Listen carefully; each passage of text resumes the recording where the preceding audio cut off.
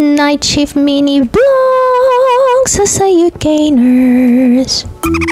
So yun na nga, sa umpisa ng shift, ayan, ginagawa namin, type. Assess the patient, gawin ng safety checks, tapos gawin yung mga first cares.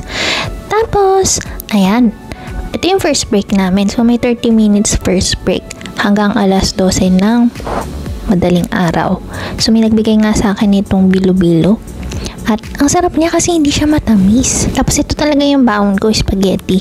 Yung niluto namin nung isang araw. Pag duty kasi ako talagang gutom ang person.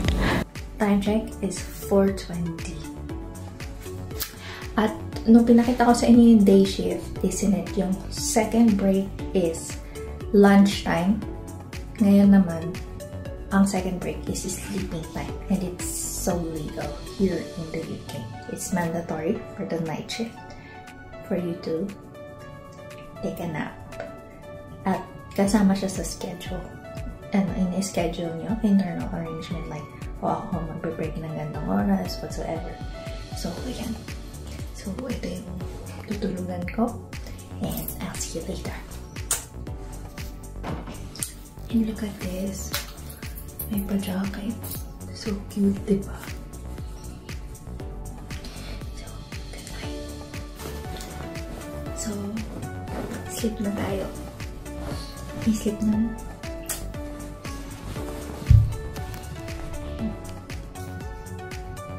So, yun na nga. After ng break, hindi din ako nakatulog. Kaya, bangag-bangag ang itsura ng person. Siyempre, sa time na yan, gagawin mo na yung mga last cares mo at saka mga obs. At yan, pauwi na ang person. At ito na nga ang itsura. Medyo may mga eye bags na. Pero, smiling pa rin. Char! At ito na nga yung buhok namin. Oh, diba? Super sayang ng fake.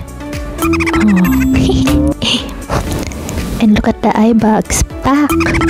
Tapos, nagluto pa nga ako ng gulay bago ako matulog. Ito ang aking breakfast. Para syempre may baon din ako para mamaya. So, kain tayo. See you on my next vlogs. Bye!